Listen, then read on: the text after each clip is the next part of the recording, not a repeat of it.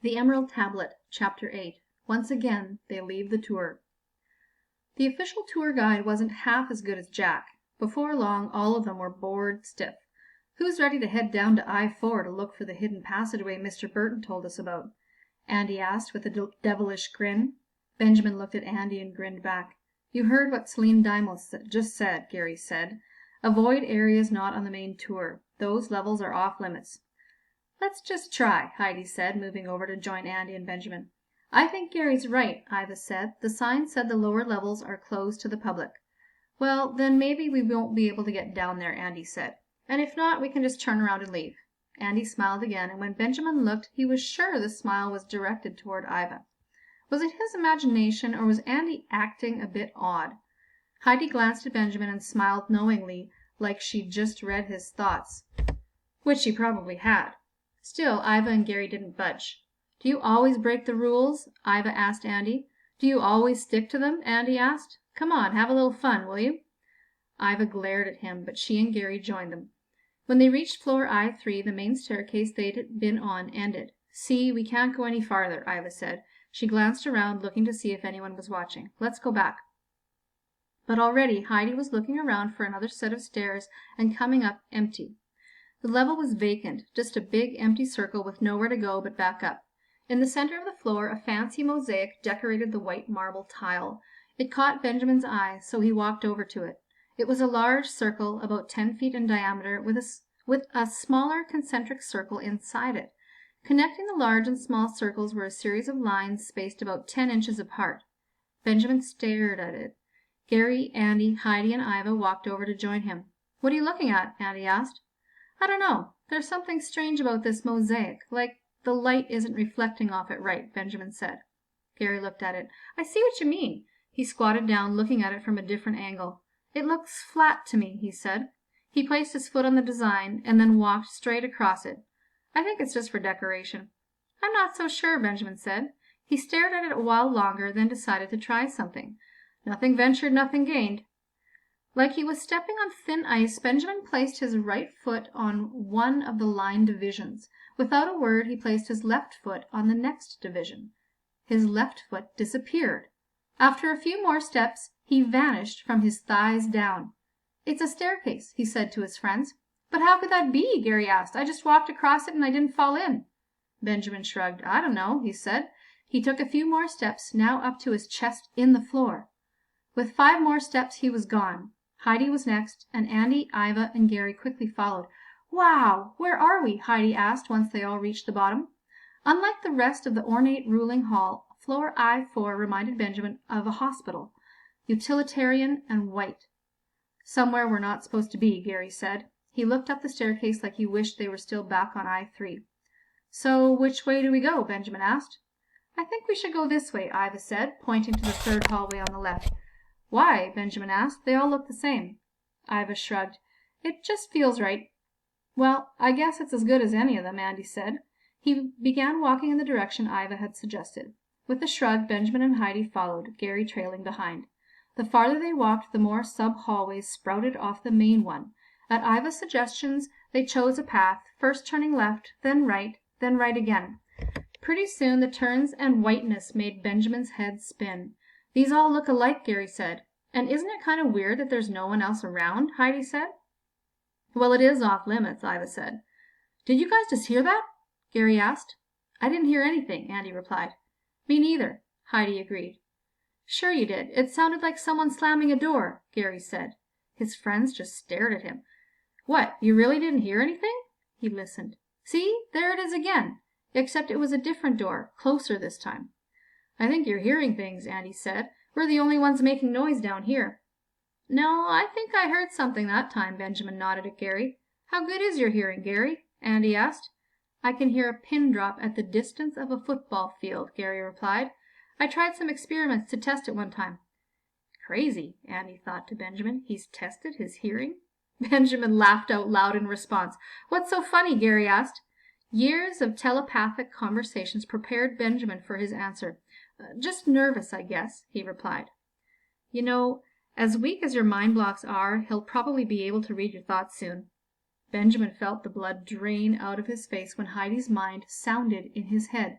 He looked at her, and she scowled back. At Iva's bidding, they turned right and ran straight into a wall. "I think you need to work on your woman's intuition a little bit, Iva," Andy said. "This is a dead end." "Yes, I can see that," Iva said, biting her lip. "But I really had the feeling this was the way to go. I would have sworn to it." "But there's nowhere to go," Andy said. "Maybe the right way was really the left way." He laughed. "There has to be a secret passageway or something," Iva said, ignoring him. "Well, technically there doesn't have to be," Gary said. But then Benjamin began to walk forward toward the wall. "Hey, what are you doing, Benjamin?" Andy asked. Benjamin didn't answer because he didn't know. He stopped in front of the wall and without saying a word placed both palms flat on the surface in front of him. From the white wall sprang green light emanating from under his palms. Brighter and brighter the light glowed until suddenly the white wall vanished. Benjamin lowered his arms back to his sides. "Whoa! What just happened?" Gary asked. "Yeah, what just happened?" Andy echoed. Benjamin turned to them. "I don't know. I just knew the wall was a door and I'd be able to open it." "How in the world would you know that?" Andy asked. Benjamin looked down at his palms. "No idea. It just came to me." He turned back to look at the double doors in front of him. "So do we knock?" Andy asked. "Well, I don't think we should just walk right in," Gary said. "I can read some thoughts behind the doors," Heidi said. "Who's ever in there knows we're out here." On cue, the doors began to swing outward. Benjamin jumped back to move out of the way. When they finished opening, he peeked inside and then started to walk forward. "Oh, come in," a voice said. "I've been expecting you. It's a pleasure to see you again after all this time." The students looked in the direction of the voice. There was a low table with some sort of strange chess game sitting on it. 2 chairs were placed on opposite sides of the table. The 2 figures in the chairs looked up at exactly the same moment. They were identical. Each was an old man with long gray hair and an unkempt beard, dressed in matching white pants and shirts. "How could you have been expecting us?" Benjamin asked both men. "Well, you've been making plenty of noise, for one thing," the man on the left replied, standing up. He looked around at each of them, and Benjamin noticed his face fell. "You didn't bring him with you." "Who?" Benjamin asked. "Nobody," the man on the right said, standing up. "It doesn't matter." "Who are you?" Gary asked neither man in particular. They both stood a little taller. "I am Hexer, the keeper of the tablet," the man on the right replied, "the companion of the one mind." "What does that mean?" Andy asked. "I guard the most sacred of relics. In me is entrusted the secrets of all that is possible," the man on the left replied. "Is that supposed to be a riddle or something?" Andy asked. "I am the watcher of riddles, the master of the truth," the old man on the right said. "And what is your name?" Gary asked the other man. "I am Hexer," the man on the left said. "But I thought he said he was Hexer," Heidi said. "Well, I did," the Hexer on the right said. "She was asking me," the Hexer on the left said. "No, she was asking me," the Hexer on the right said. "Weren't you?" "No, actually, I was asking him," Heidi said, motioning to the Hexer on the left. "So which one of you is really Hexer?" Andy asked. "I am," the 2 Hexers said in unison. Gary narrowed his eyes and looked at them. "I don't get it. How can you both be the same person?"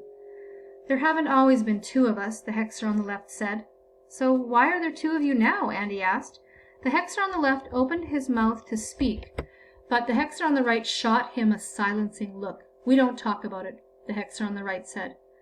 "So what is it that you guard?" Benjamin asked, changing the subject back. He wasn't too interested in identically named twins, but they had mentioned secrets. "I mean, what's the most sacred of relics?" "It's good you don't know. We do our best to keep secret the existence and location of the Emerald Tablet," the Hexer on the left replied. "The Emerald Tablet?" Benjamin asked, looking to the others for some sign of recognition, but even Gary shook his head. "A tablet which contains the sum of all knowledge. It contains the very recipe for the creation of the world and for the survival of telegens in the future," the Hexer on the right said. "It must never fall into the wrong hands or be used for ill purposes." "So can we see it?" Gary asked. His eyes had grown huge at the words "sum of all knowledge." "Of course. Anyone who makes it this far are allowed Any who make it this far are allowed to enter the chamber of the tablet." The Hexer stepped apart and extended their hands in the direction of a small door. Benjamin didn't wait. He started walking forward. His friends followed close on his heels. "Okay," he said. "I guess we'll go check it out now." "Help yourself." Both Hexers settled back in their chairs, returning to their game. Benjamin reached the door and placed his hand on the palm pad. It lit up, and the door slid sideways. The room ahead stretched like a passageway into the underworld. The darkness enveloped them as they walked in, and the door closed behind them, sealing off every last bit of light around. "It's kind of dark in here," Heidi said, and if Benjamin hadn't known better, he would have sworn she took a step closer to him. But soon enough his eyes adjusted. "There's a light down there," he pointed, but he had no idea if anyone could see him. So he started walking. The ceiling light turned out to be no bigger than a pizza, but in the center stood a pulpit with a green crystal object. It was engraved with markings that Benjamin figured were either letters or chicken scratch. "It looks similar to the ancient Phoenician alphabet, though it's not exact," Gary said, squinting to get a better look. "How could you possibly know that?" Andy asked. He stared at Gary like he'd just explained the theory of relativity. "I studied it one summer," Gary replied. "You studied ancient Phoenician?" Andy said. He looked to Benjamin, who rolled his eyes in response, avoiding Heidi's glare. "Yeah, it's really quite remarkable language," Gary said. "Many English sounds and letter combinations come from ancient Phoenician." "So what does the tablet say?" Benjamin asked. Gary leaned over the tablet, trying to make out the strange letters. "I think it says, 'Step close and you will see the truth which all agree, gives knowledge and sets you free, and strengthens with the power of three. Draw near and you will find the hidden truth told by the blind, given out for all mankind, but use with care, I must remind. Take always the path of love, for it is the one which is above, but not for one unworthy of, with no one left to beloved. Seize the moment and prevail, and drink from the flowing grail, step carefully the final trail, and balance the broken scale.'" "So how is that the sum of all knowledge?" Andy asked. "It's a poem." "Maybe we have to get one of the Hexers out there to help us," Iva said. Aren't they the keepers of the tablet?" "Maybe there's more on the other side," Benjamin said. He reached out and grabbed the tablet, preparing to turn it over, but when he touched it, it sprang to life. Green light shot through the room. "Welcome, Benjamin Holt. We have been expecting you." The voice came from the tablet, but reverberated throughout the entire chamber. Benjamin let go of the tablet and jumped back. "What was that?" he said. "It sounded like it was greeting you," Heidi said in a whisper, taking a step back to join him. Benjamin took a deep breath, then stepped forward again. He knew he was crazy to do it, but he placed a hand back on the tablet. "I have awaited your arrival for many ages, Benjamin Holt," the voice said again. "How do you know who I am?" Benjamin asked. "I am the source of all knowledge," the tablet replied. "How could you have been expecting me?" Benjamin asked. "I have chosen you as my champion, and you have chosen wisely in your companions to assist you in your task," the tablet said. "What task? What champion?" Benjamin said. "The task of restoring the balance to the world, for Telligans and humans alike," the tablet said. "The task of allowing all of Earth to live in peace." "Restoring the balance? Peace on Earth?" Benjamin said. "Are you kidding? I hadn't even heard of Lemuria until this morning. I think you made a mistake. I'm the wrong guy." "No, Benjamin Holt. Only you will be able to perform this task," the tablet replied. "But why?" Benjamin said. "A formal alliance must be formed before I can speak aloud the pathway to walk. All must be bonded together, devoted to search for the truth," the tablet said. "What kind of alliance?" Heidi asked, and Benjamin was sure he saw a sparkle in her eye. "An alliance of friendship, an alliance of trust, an alliance of minds, an alliance of power. Once formed, this alliance can never be broken. Place your right hands on the words you see before you," the tablet instructed. They looked at each other. Benjamin already had his right hand on the emerald tablet. Heidi looked at Benjamin, then placed her hand next to his. Slowly, the rest placed their hands on the tablet. First Andy, then Iva, then finally Gary. The moment all 5 hands made contact, the brilliant green light began to pulse, first gradually, then quickly. Benjamin tried to lift his hand, but found he couldn't move it. It felt as though his hand had been melded to the tablet. And then he felt it. The thoughts of his companions in his mind. He felt their strengths and weaknesses, felt their emotions. And then he could feel his own mind spread out, flowing through the minds of those around him. It was as though they had become one mind, one entity. But no sooner than the bond had started, it stopped.